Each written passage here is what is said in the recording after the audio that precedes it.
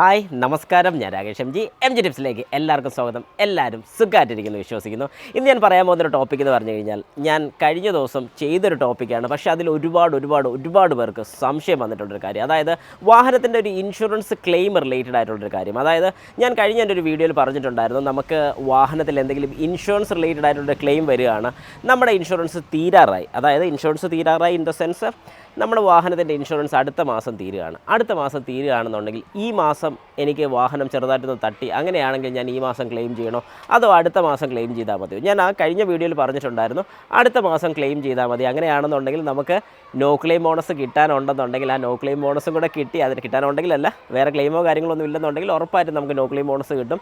ആ കിട്ടുന്ന no claim bonus കൊണ്ട് നമുക്ക് അടുത്ത ഇൻഷുറൻസ് റിന്യൂവൽ വരുന്ന സമയത്ത് റേറ്റ് കുറച്ച് കുറവും വരും നമ്മുടെ പുതിയ ഇൻഷുറൻസ് എടുക്കുന്ന സമയത്ത്. പക്ഷേ അതിനകത്ത് ഒരുപാട് പേര് ചോദിച്ചിരിക്കുന്നൊരു ചോദ്യമാണ്, അല്ലെങ്കിൽ ഇങ്ങനെ പറഞ്ഞിരിക്കുന്നൊരു കാര്യമാണ്, ശരിക്കും തെറ്റല്ലേ, അല്ലെങ്കിൽ നമുക്ക് ഇൻഷുറൻസ് ക്ലെയിം റിജക്റ്റ് ആകത്തില്ലേ എന്നൊക്കെ. ശരിക്കും പറഞ്ഞാൽ ഞാൻ പറഞ്ഞതുപോലെ ഒരു മേജർ ആക്സിഡൻ്റ് ഒക്കെ ആണെന്നുള്ളത്, അതായത് നമ്മുടെ വാഹനത്തിൽ ഇപ്പോൾ ചെറിയൊരു തട്ടോ കാര്യങ്ങളൊക്കെ ഉള്ളൂ. ഇപ്പോൾ ഈ ഒരു വാഹനം നോക്കുകയാണെങ്കിൽ നമുക്ക് പ്രത്യക്ഷത്തിൽ ഈ സൈഡ് നോക്കിയിട്ട് വേറെ വലിയ ഇഷ്യൂസോ കാര്യങ്ങളൊന്നും നമുക്ക് ഫീൽ ചെയ്യുന്നില്ല. പക്ഷേ നമുക്കറിയാൻ സാധിക്കുന്നത് ഇവിടെ ഈ ബമ്പറിനൊരു ചെറിയ പൊട്ടലുണ്ട്. ഇങ്ങനത്തെ കേസൊന്നും വലിയ വിഷയം വരുന്നില്ല. അതായത് ഇപ്പോൾ ആ ബമ്പറിൻ്റെ പൊട്ടൽ, നമ്മളിപ്പോൾ കണ്ട ഒരു ബമ്പറിൻ്റെ പൊട്ടലൊന്നും വലിയ ഇഷ്യൂ ഉള്ള കേസല്ല. ഇൻ ദ സെൻസ് ചെറിയൊരു കാര്യമാണ്. അതായത് ഈ ഒരു കാരണം കൊണ്ട് ഇതൊരിക്കലും പഴക്കം നമുക്ക് വലുതായിട്ട് ഫീൽ ചെയ്യത്തില്ല. ചെറിയൊരു പഴക്കം മീൻസ് ആ പഴക്കമായിട്ടേ തോന്നത്തില്ല. പക്ഷേ അതേ സ്ഥാനത്ത് ഈ ഒരു മെറ്റൽ ബോഡി അല്ലെങ്കിൽ ഇവിടെ പെയിൻറ്റ് കുറച്ച് പോയി, അങ്ങനെയൊക്കെ പോയിട്ടുണ്ടെന്നുണ്ടെങ്കിൽ, അതായത് പെയിൻറ്റ് പോയിട്ടുണ്ടെന്നുണ്ടെങ്കിൽ കുറച്ച് നാൾ കഴിയുമ്പോൾ നമുക്ക് ഉറപ്പിക്കാം അവിടെ തുരുമ്പുണ്ടാവും, അല്ലെങ്കിൽ അവിടെ റസ്റ്റ് ഉണ്ടാവും. അങ്ങനെ റസ്റ്റോ കാര്യങ്ങളൊക്കെ ഉണ്ടായിട്ടുണ്ടെങ്കിൽ ഉറപ്പായിട്ടും നമുക്കത് ക്ലെയിമിന് കൊണ്ട് കൊടുക്കുന്ന സമയത്ത് അവർ പൊക്കും. അതായത് വിഷയം വരും.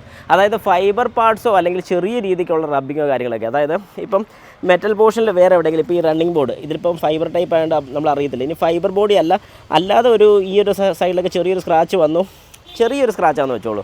അതായത് വളരെ പെട്ടെന്ന് കണ്ടാൽ പോലും നമ്മൾ തിരിച്ചറിയാത്ത ടൈപ്പ് സ്ക്രാച്ചസ് ഒക്കെ ആണെങ്കിൽ ഒരു കാരണവശാലും ഞാനത് ചെയ്യാൻ നിർബന്ധിക്കത്തില്ല, അല്ലെങ്കിൽ ചെയ്യാൻ പറയത്തില്ല. കാരണം അത് നഷ്ടക്കളിയാണ്.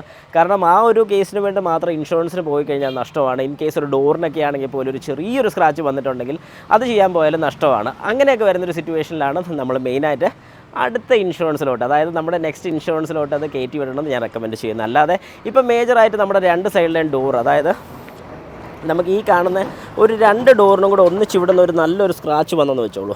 അങ്ങനെയാണെന്നുണ്ടെങ്കിൽ ഈ ഇൻഷുറൻസ് തന്നെ കയറ്റി വിട്ടോളൂ, ഒരു കുഴപ്പമില്ല. പക്ഷേ ചെറിയ രീതിക്കുള്ള ക്ലെയിംസ്, അതായത് ഞാനിപ്പോൾ പറഞ്ഞ എല്ലാവർക്കും മനസ്സിലായെന്ന് ഞാൻ വിശ്വസിക്കുന്നു. ചെറിയ ക്ലെയിമുകൾ, അതായത് ചെറിയ സ്ക്രാച്ചസ്, ചെറിയ പ്രശ്നങ്ങൾ കാര്യങ്ങളൊക്കെ ആണെങ്കിൽ ഉടനെ ചെയ്ത് തീർക്കാൻ വേണ്ടി നിൽക്കണ്ട. അല്ലെങ്കിൽ ഇനിയിപ്പം അത്ര അത്യാവശ്യമാണെങ്കിൽ നിങ്ങൾക്ക് ക്യാഷ് വർക്കിന് ചെയ്യാം. പക്ഷേ ക്യാഷ് വർക്കിന് ചെയ്യാൻ വേണ്ടി റേറ്റ് കുറച്ച് കൂടുതലായിരിക്കും. കമ്പാരിറ്റീവ്ലി നമുക്കറിയാം പെയിൻറ്റിൻ്റെ വില കൂടുതലാണ്, ചെയ്യുന്നതിൻ്റെ ലേബർ ചാർജ് കാര്യങ്ങളെല്ലാം കൂടെ കൂട്ടി വരുമ്പോഴത്തേക്ക് അത്യാവശ്യം നല്ലൊരു എമൗണ്ട് വരും.